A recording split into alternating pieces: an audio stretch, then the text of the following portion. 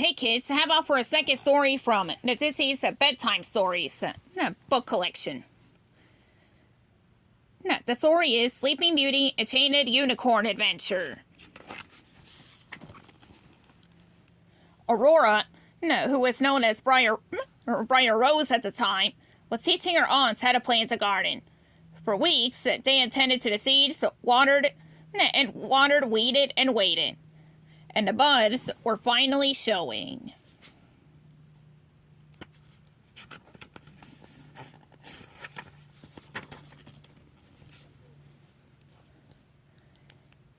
Oh, won't they hurry up? Merrywether said. It'll be worth the wait, Briar Rose said. But Merrywether didn't like waiting. Later that night, she approached the other aunts. Let's see. You know what would make the flowers bloom? She whispered to Fauna. Magic. Oh, for goodness' sake, Flora muttered. She went to the cabinet where their magic wands were hidden. No wands, she scolded. We promise. Everyone got ready for bed, but Briar Rose couldn't fall asleep.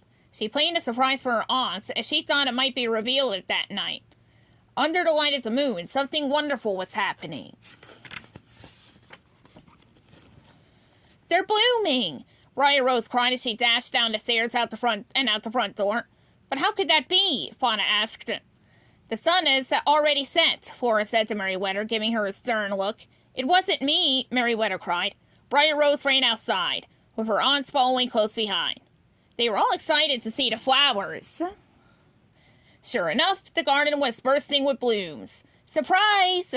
Briar Rose shouted. Incredible, Flora observed. We planted special seeds, evening primrose, moonflower, and night blooming flowers.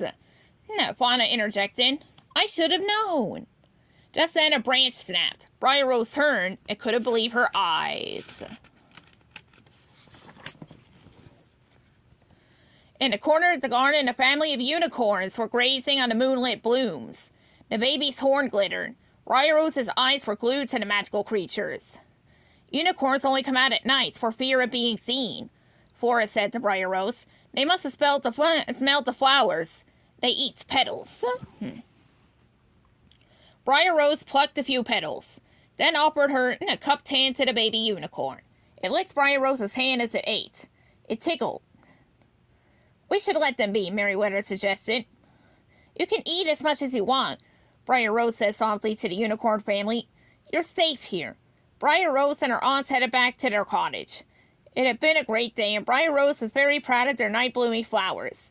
She couldn't wait to check on her enchanted visitors the next night.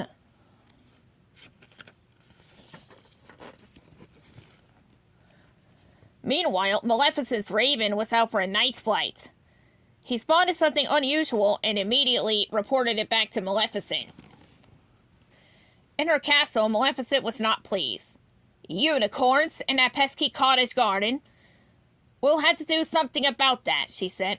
Maleficent didn't like anything out of the ordinary, and unicorns were the most extraordinary creatures of all. She would have none of it. When I'm through, no one will be able to enjoy those flowers. Maleficent began to form her evil plan. She knew how she could get rid of the enchanted creatures, but she would have to act fast. Her raven flew off back to the garden.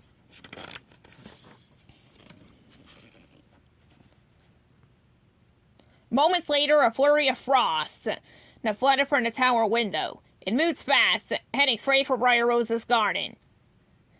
Those unicorns have a hard time finding something to eat now, Maleficent said. Early the next morning, Briar Rose rushed to the garden, but her excitement quickly turned to confusion. What bad luck, she cried.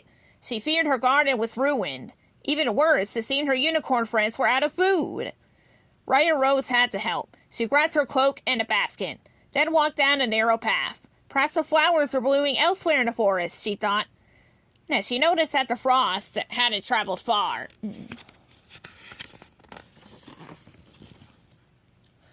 She walked until nightfall. Then Briar Rose caught a glimpse of a moving bush. It was the mother unicorn. The mother unicorn had been chomping at a patch of wildflowers. Are you trying to bring food back for the baby? Briar Rose asked. The unicorn whinnied. Let me help, Briar Rose said. And together they plucked an entire bouquet. When Briar Rose and the mother unicorn returned to the moonlit garden, Briar Rose sprinkled petals across the snow. The next morning, Briar Rose checked on her bouquet, and to her dismay, the flowers were already wilting. Briar Rose grabbed the gardening book and flipped through the pages. I didn't let the frost stop me then, and I won't let the wilted flowers stop me now, she said. There are flowers that bloom even when it's cold and snowy. Did we plant any? Merrywether asked. We did. No, Briar Rose answered. Forget-me-nots. With a little help, they'll be ready by nightfall.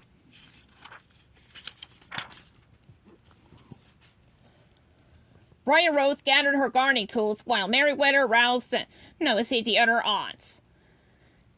They carefully watered the plants to clear and melt the snow. Next, Briar Rose instructed Fauna to prune and trim the dead leaves. Flora gathered the debris and cleared it away. By the end of the day, the garden looked good as new. And poking through the soil in the corner of the garden was a burst of flowers. The forget-me-nots had blossomed. Just then, the baby unicorn trotted forward and sniffed the blue petals. It started eating, and Briar Rose patted the creature's head. I can't believe I have a chain of friends to visit with every night, Briar Rose said. Now Flora gave the other aunts a sideways glance. My dear, she began, as you know, the flowers only last for a season.